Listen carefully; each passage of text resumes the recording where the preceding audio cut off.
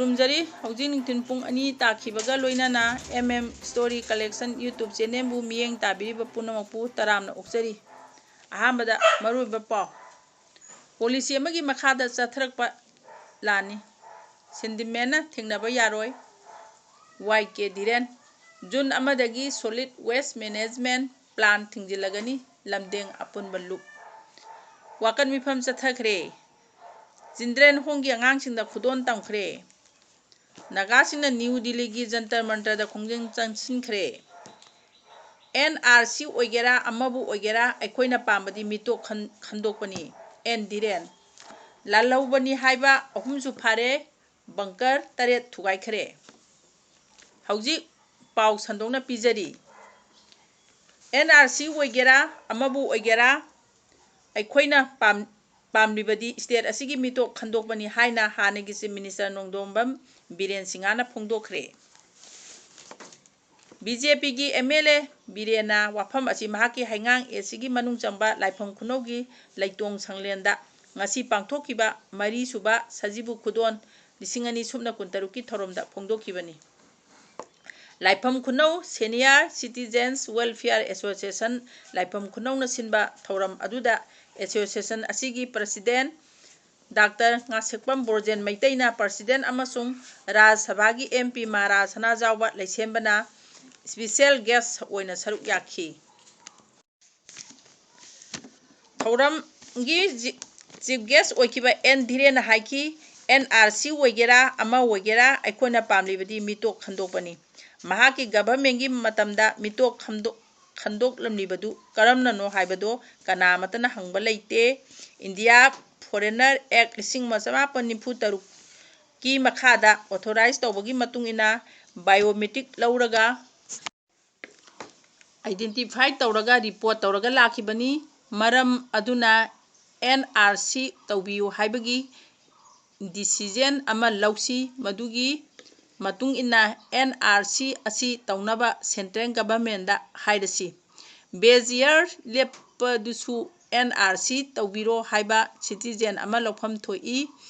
masi oiragadi madugi se changsing thidokpagidi custodian singduna puthokjarakani India da maz tawba matamda mi lakh मंगा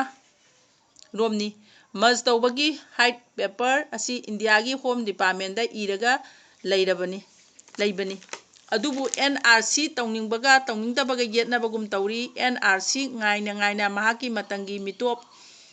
खंदोकलगा report तौरमलिबा असी करंबा एक्टगी ओइबनो हाइबदु नैनहनिंगी हाइना हानेगी chief minister Biren सिंगाना फोंदोखी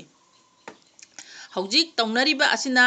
confusion ama leibugum tawi confuse oina chapminaragadi aikoi loina punamak dasa taminagani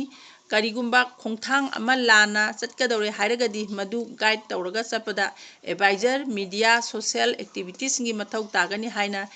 birena phongdokhi sajibu khudon thoram duga mari leinana mahangna haiki khunai asida mama mapa singna ahal loirlaba matamda makhoibu kaukthokpiba ningthi nungaina tawidaba yaudaba nate ahal laman singbu phajana seba tawduna lamchat bebhar leina ningthina loina bigadabani security force na state asigi mafam kaya da chathagiba operation da bongi machak yauna khulai kaya amasu phagale hairi Manipur Police Command Control Room na thokpa zero na hai ngarang Imphal East District ki Irembung PS ki manung chamba Nomaijing Chingkhongda chathagiba operation da magazine jawba assign rifle ama point sahum sumna ahum rifle ama point kunthai toy pistol ama hand grenade tramathoi 2-inch motor gi maru tramapan high explosive maru ani IED explosive rod ama IED explosive ki machak kilogram 32 point sahum sumna ahum LMG magazine mari 3.62 mmg magazine taru science MLG magazine ani point sahum sumna ahum gi magazine ama point kunthai to gi magazine ama detonator nimfu SLR 20 block taret SLR firing pin concentration mari SLR gas plug ama Cortex implosive material 35 PEK diamond explosive 3 PVC covering yauba Fitek IED control box ama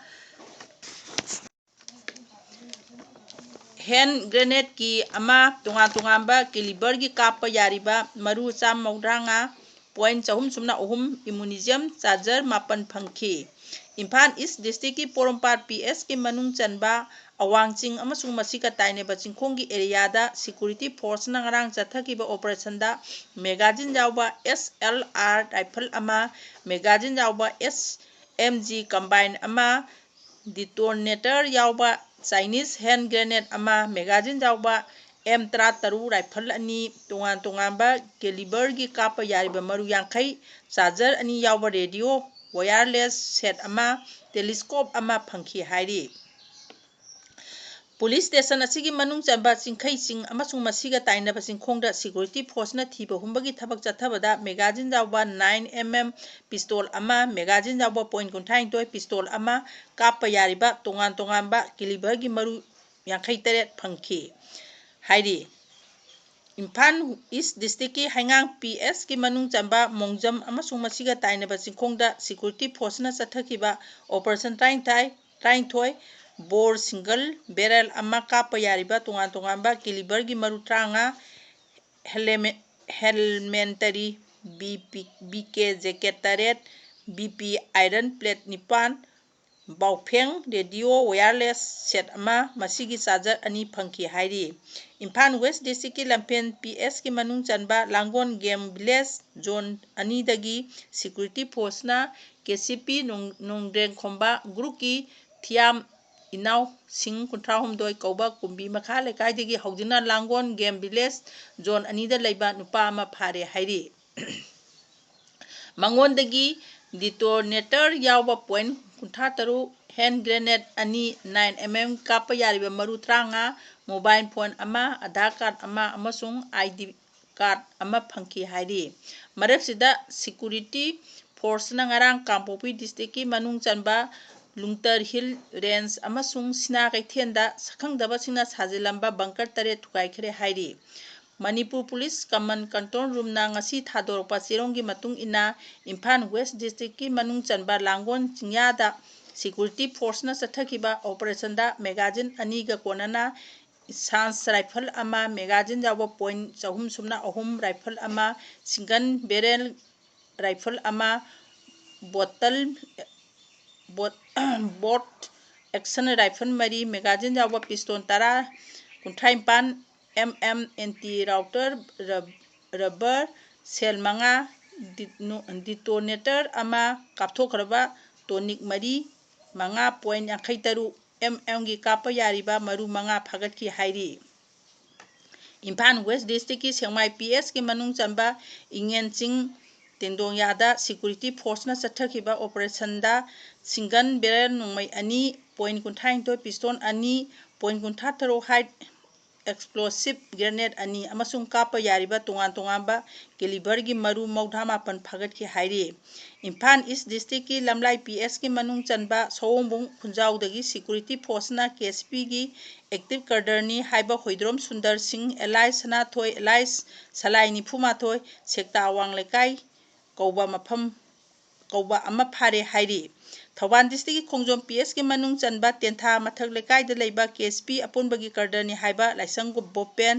Gopen Singh Elai Punsiba Nimfu kauba ama masagi yumdagi security force na phare hairi matang sida ngasigi oina paw loisinjari amuka hana khurumjari